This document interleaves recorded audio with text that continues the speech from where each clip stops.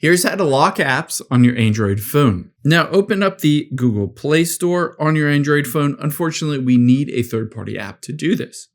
So just tap on the search bar here, and the one that I like to use, you can just search for App Lock here, is this App Lock Pro. So just tap on it and install this if you haven't already. You can see 100 million plus downloads, so it's a really popular app.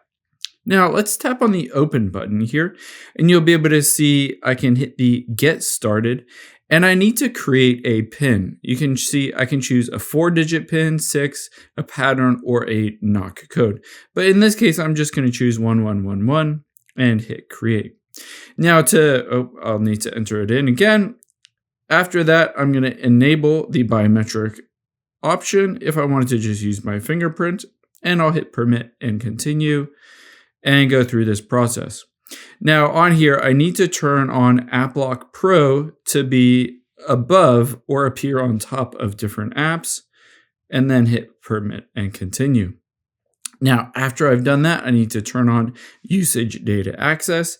Basically, just go through this list and turn on whatever it requests so that it can do its job properly. After you've done all that, all you need to do is navigate to an app. Let's say, in this case, the phone app, I want to turn on the lock. Now you can see it has been locked.